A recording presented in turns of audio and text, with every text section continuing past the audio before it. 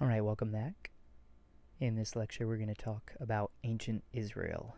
And this is a much smaller nation and people group than anything that we've talked about so far, but it is historically a story that really punches above its weight when we talk size-wise.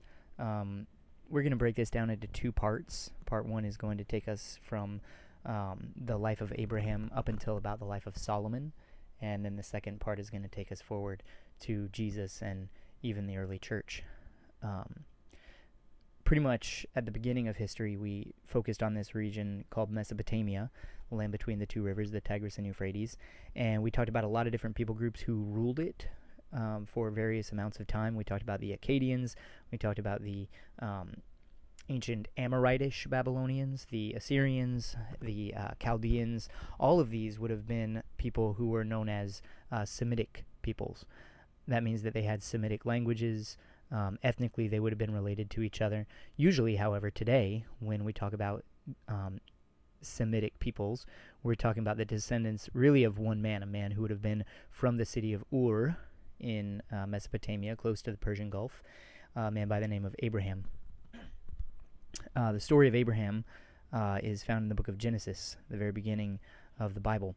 A lot of times when people think about the book of Genesis, they think about creation, and that is true.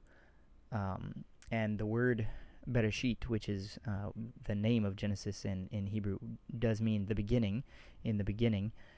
However, it's really only the first couple of chapters of the book of Genesis that talk about the beginning of the world. The rest of the book of Genesis talks about the beginning of the nation of Israel, God's people that he's going to use for this special covenant purpose. So God appears to Abraham while he's still living in the city of Ur in what would have been probably around the time not too long after the fall of the Sumerians the second time, not to Sargon of Akkad, but after the Sumerian Renaissance under Ur-Nammu. Once that dynasty fails, a group of Amoritish Semites come in and start ruling the place. It'll be a while before Hammurabi sets up his empire, but this is about 2,000 years BC. And it's around that time that God appears to Abram, I guess at that time it would be called. I've been calling him Abraham. And he establishes a covenant with Abraham. And there's three big parts of this covenant. A covenant is something that is engraved into stone. It is a promise that's made by God. And three major parts of this covenant are, number one, he's going to give him a family, descendants that will outnumber the stars of heaven. Number two, he's going to give him a particular land. And number three, which is left kind of vague, he's going to, through the family of Abraham, he's going to provide a blessing that's going to be not only for the descendants of Abraham, but for all peoples of all nations. And again, it's kind of left vague as to exactly what is meant by that, but this carries us forward to the rest of the book of Genesis, which is really the story of Abraham and his family, his son Isaac. So he has more than one son, but Isaac is the son of the promise. This is the one that he brings up to the top of the mountain and almost sacrifices before he's stopped by the angel of the Lord.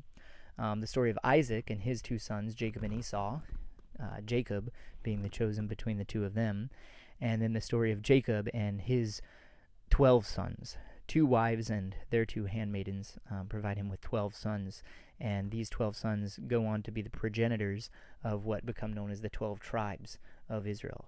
So Abraham, over the course of his life, he only sees one real heir to this promise, Isaac, and the same thing with Isaac. He only really sees one heir, but then it is through Jacob that we have these 12 tribes of Israel. And the Israelites live in the land of Canaan, the land that God had promised to Abraham for a while, but a famine eventually drives them out of that land. And if you've read the book of Genesis, you know that Joseph, one of these 12 sons, winds up being a vizier, being someone with a great amount of power in what would actually be Middle Kingdom, Egypt. It is in Egypt where Joseph's brothers all go, so all 12 of them and their wives and their children would be in Egypt. And at first they live kind of as guests, but over time the Egyptians eventually enslaved them. And the Bible says that they were put to work building not pyramids, but specific treasure cities. This brings us into the book of Exodus, the second book of the Bible. The book of Exodus tells the story of the deliverance of God's people from Egyptian bondage through the hand of Moses. That's about the first half of the book. Again, Genesis is 50 chapters. You have 2 chapters about the beginning of the world, and it's really from about chapters 11 through 50 that you have the beginning of the nation of Israel. Same thing with Exodus. When I think of Exodus, I think of Egyptian bondage, I think of the Red Sea. That really only gets you up to about chapter 20. And the second half of the book is really the story of, or it's really the law, it's the covenant that God gives to his people at Mount Sinai. So God leads his people through Moses, the deliverer, out of Egyptian bondage and through the Red Sea, and he leads them into the wilderness. And while they're in the wilderness, they receive the law of God, and they also begin what becomes a habit of becoming notorious for turning to idols in their hour of need instead of turning to the God who had originally delivered them from bondage, the God of their fathers, Abraham, Isaac, and Jacob, the patriarchs. So the Israelites wander through the wilderness for a while. They go up to the promised land, but when they encounter this promised land the first time, they actually are afraid. They don't enter directly in, even though there are two of the Israeli spies that go in that say, oh yes, we'd be able to take this because God is on our side. They choose rather to listen to the majority, the 10 spies who say that this is not something that they would be able to do, and because of that lack of faith, God curses them to wander around in the wilderness for an extra 40 years. It's during those 40 years that we would have the stories that make up really the book of Numbers. The book of Leviticus tells us the story of the Levitical system. The Levites would be the priests. Levi would have been one of the 12 sons of Jacob, and his descendants, the Levites, become the priests. So it's while they're wandering around in the wilderness that Yahweh, their God, establishes a system of worship, you could say a religion, with them. The priests are going to be the mediators of this covenant. They're going to have a special location, a tent that can be broken down and set up.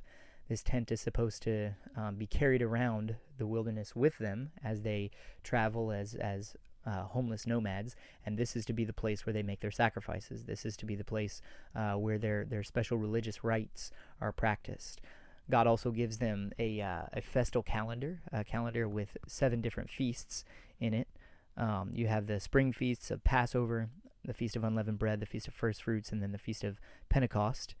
But then you also have the fall feasts, the Feast of Trumpets, the Feast of Atonement, that would be Yom Kippur, the highest holy day on the Hebrew calendar, and then also the Feast of Tabernacles, the Feast of Booths, which is supposed to actually commemorate this time that they're currently in, to remember the days of their wandering around in the wilderness.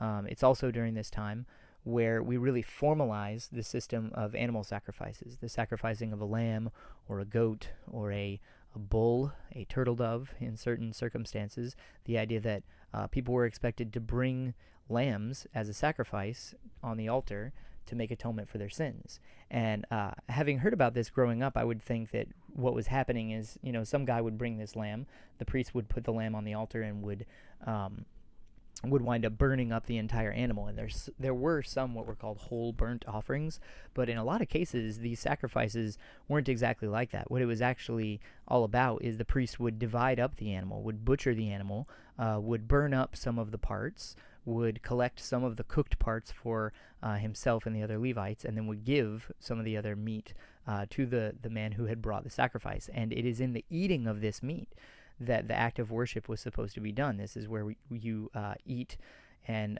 give thanks. You give credit to the God who's giving you this food. And another interesting part of this is that a big part of Levitical law was ritualistic washing and bodily purity. So I don't know if you can see this in the tabernacle diagram that I have up here at the top. Between the altar and the tabernacle, there is what's called the brazen laver. And this is a giant, basically a bowl of water that would have been used throughout the course of the day for the washing of the hands of the priests. And if you think about it, the main thing that's happening here in the tabernacle is food preparation. So the idea that lepers or people who would have borne certain specific germs wouldn't be allowed in, and that the priests were encouraged to wash their hands regularly, would have been one way that God graciously was able to keep his people from suffering from some of the same diseases that a lot of the Gentile or just non-Israelite peoples would have experienced. So they're wandering around in the wilderness for 40 years. That's the book of Leviticus gives you this Levitical law, and then you have the book of Deuteronomy, which would make up, literally translates to the second giving of the law. Deutero means second, nomos means law, so a second uttering of the law by the mouth of Moses. And after their 40 years are complete, this is where we get into the books of Joshua and Judges. In the book of Joshua, Israel, the tribes of Israel finally cross over from the wilderness across the River Jordan, heading west into the land of Canaan. We have the conquest of the city of Jericho, the conquest of the city of Ai, of the Gibeonites, and several different people groups that are conquered in this land. We do see that there are some instances. We see, for example, Rahab and her family, where they've heard the reputation. The reputation of Yahweh has loomed large in the wilderness for these 40 years. People think of the Israelites as a wandering tribe of nomads whose God was even able to defeat the Egyptians. And because of that, Rahab and her family convert, and they, or at least she, exercises faith in Yahweh, and as a result of that, she and her family are spared. So after the land of Canaan is conquered, the second half of the book of Joshua is really just a verbal map, kind of talking you through the different landmarks and the different borders between the different tribal allocations of the land. And so you see over here on the right what the nation of Israel would have looked like at that point, the nation of Israel being divided up into the 12 tribal allotments. And then you get into the book of Judges. So pretty much right away after Joshua dies, who was Israel's second real leader after Moses, after having left the Egyptian bondage, they fall into a time of idolatry. And we see this cycle throughout the book of Judges repeated 7 different times, where the Israelites would turn away from Yahweh and start worshiping idols. God would send a foreign nation to come in and invade and oppress the people of Israel. The people of Israel would repent in dust and ashes and say, "Woe is me, how could we have been so foolish? We're sorry, God, please deliver us." And then God would raise up a judge, a deliverer, a general, a chieftain, a warrior, who would deliver them. So the judges would have been people like Gideon, people like Samson, people who were men of war that were able to deliver Israel from their oppressors. And then as soon as Israel was delivered from their oppressors, the next generation would pass, and you would repeat the cycle over and over and over again. And Israel doesn't really have a permanent king or a monarchic structure at this point. They're just led by whichever judge God happens to raise up in the moment. And once that judge dies, it's not like their son becomes the next judge. This is really a theocracy, in that God is the one who is individually calling and commissioning these men to lead the nation of Israel. And so then you leave the book of Judges, and you get into the books of 1st and 2nd Kings. This is where, 1st and 2nd Samuel. This is where we see a prophet, Samuel, and really the desire of Israel for a formal king. And their first king is a man from the tribe of Benjamin, a man by the name of Saul. And Saul is chosen by God, but he's a wicked king. And he is the type of man who does not take responsibility for his actions. He does not obey fully the commands of God. And so there is a young nobody, a young shepherd boy named David, who God puts his anointing on. And Samuel, the prophet, anoints David as the next king while Saul is still alive. And Saul is very jealous, boils with hatred toward the young man David. He has his own son that he is planning on being the next king, a man by the name of Jonathan. But David is getting a reputation for himself. When the Israelites go to war against the Philistines, and they are up against their champion of the Philistines, Goliath, neither Saul nor any of his mighty men go out to fight against Goliath, but instead this young nobody, this shepherd boy, is able to take down Goliath with his sling. And because of this, the people of Israel, or the men of Israel, are impressed by him, and their hearts start to follow after David. And Saul knows this, and Saul becomes kind of monomaniacal at the idea that he's going to take down David, and he's going to secure the throne for his own lineage. But God does not allow that to happen, and David becomes the next king. Saul is killed in battle, and David becomes the second, but really the first good king of Israel. And so Saul had reigned for 40 years. David is now going to reign for 40 years. And he is, overall, we would say, a good king. He's called a man after God's own heart. He rules largely with equity and justice. He writes several poems, both before he becomes king and even some as the king of Israel. He writes about 75 poems. So there are 150 psalms in the book of Psalms, and 75 of them, exactly half, are attributed to David. So he's good in that regard, but he is also a man of sin, a man who commits adultery with another man's wife, and then he also has that man killed. The man is Uriah the Hittite, and the wife is Bathsheba. And so he is just as any real character in history, he's not unilaterally good or unilaterally bad, but his reign, the 40 years of his reign, are thought of as a pretty positive era in Israel's history. And that is matched and maybe surpassed only by the reign of his son, Solomon. So David desires to build a temple for the Lord, but the Lord does not let him. God does not allow him to, because he says, you're a man of war, you have blood on your hands. And so instead, it is after David's passing, when his son Solomon takes the throne, that Solomon is allowed to commission and oversee the building of a temple. And where the tabernacle had been a temporary place of worship that could be broken down and transported and taken from here to there, the Temple of Solomon is built in the city of Jerusalem. Jerusalem becomes the capital of the nation of Israel under David, and now it's here where Solomon's temple is built. This is a massive structure overlaid in gold. We have a permanent altar, a permanent bronze laver. This is considered one of the most magnificent buildings to have ever been built in the ancient world. Its renown spreads around the world, all the way down to Ethiopia, even as far as Mesopotamia. And this is now where the Levites, the priests, are supposed to perform their sacrifices, is here in the temple.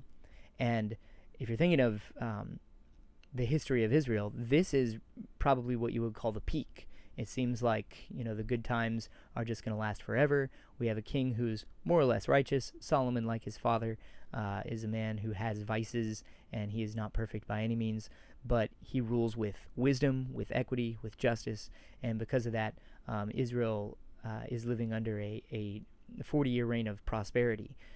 So again, this is about as good as it's going to get, and if the story ended here, then it would be a positive one, and that is where we're going to end our story today.